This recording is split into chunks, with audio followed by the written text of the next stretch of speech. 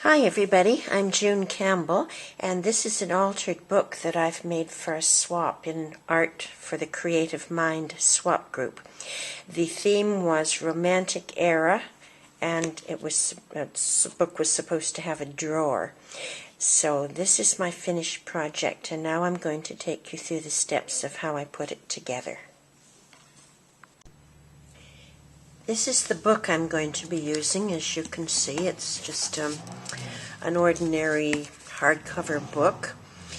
The one thing to watch for when you're choosing your book is to make sure that it has a good stable spine, otherwise you might end up with a damaged product at the end. Now I've decided to use a lid off a box for my drawer, so I found one that would fit. That was the criteria. It had to fit the book because it's going in that side, so find something that's small enough to work. And to start my cutting, I'm going to leave a few pages on this side, and I'm going to cut out here, cut out the shape. I've drawn this using my box, just drawn along it, and I'm going to cut it out, all of these pages, and I'm going to leave a few at the end at this side that won't be cut. So, okay, that's it for now. I'll be back in a minute after I've cut it. So here's my book. I finished cutting. As you can see, the drawer is going to fit in here. It's not glued down or anything at this point, but it will slide in and out when I'm finished. And this is what the book looks like on the inside. It's quite a mess, as you can tell. And I did the cutting with these craft knives, the kind you get at the dollar store. This wears the blade out very quickly, so you probably need a couple. If you were making a book where the niche was going to be visible, this drawer is actually a niche. If it was going to be visible, you would have to spend, or at least you'd probably want to spend, some time tidying up all of this mess in here. And at my house, that involves going at it with the craft knife and some sandpaper and so on.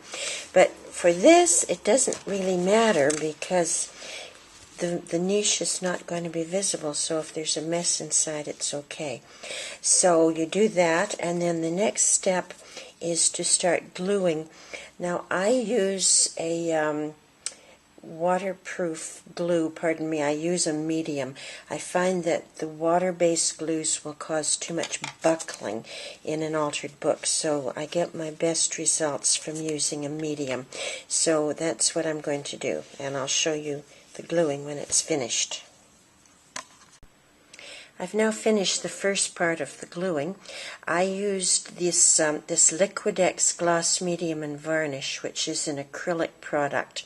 The acrylic won't buckle as much as the water-based products will, so I've used it for that reason, and I applied the glue with one of these sponge brushes.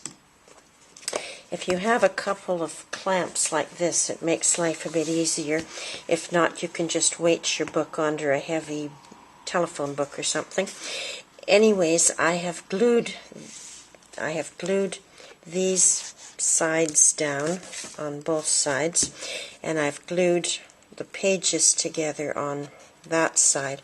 These are not yet attached. I'm going to do that after all this dries.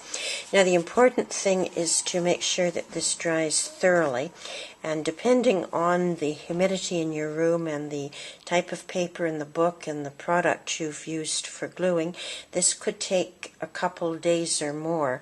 So this is not a project that you put together in an afternoon. This is something that gets made over a period of time. So I'm now going to let this glue dry and see what happens afterwards. The book is dried, and I have now glued down these last pages that I left before, and once again I've clamped everything in place, and I'm going to leave it probably overnight to make sure everything is nice and dry. I have run into a little glitch, and I'll show you what happened. After my book dried, I found out that this box top was now too wide and wouldn't fit in the slot. So luckily I was able to trim a piece off and cut it and rebuild it, so to speak, and now it fits quite well. If it hadn't fit quite well, I would have made a box out of cardstock using a template that you can find on the internet. So the next step is to decide how I'm going to decorate these things. I've painted the book black, completely black. The pages, the spine, everything, including the drawer, is painted black, top and bottom. And at this point, I'm going to decide how I want to decorate it. I'll show you in a minute. So here we have my completed book. The top is covered with pictures cut from graphic 45 scrapbooking paper.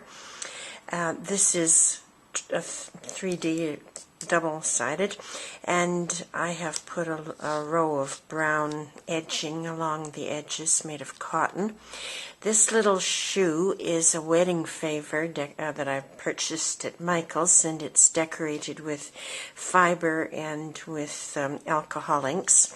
And these are 3 fabric roses that I received from my Secret Santa. And here's a little white bird that also came from Secret Santa. The drawer is lined with brown lace, and I've put a little bead on it for a knob.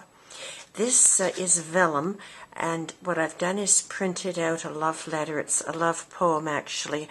How Do I Love Thee? Let Me Count the Ways by Elizabeth Barrett Browning. And it's wrapped in black lace and tied with a white ribbon, and here we have a hat pin. So that is the top and the drawer of the book. Now I'll show you the rest. Here the drawer closed. I've put a row of this brown edging along that side. I've left these sides plain. On the back I have just put some scrapbook paper along this, and here on the back I have put some brown lace and another picture cut from Graphics 45. So that is my book. The little shoe is not glued on at this point. It's going to be mailed, and I'm going to leave it loose for the mailing because it will be easier to pack that way. So that's my book. If you have enjoyed this video, please visit my blog at scrappingbydesign.com.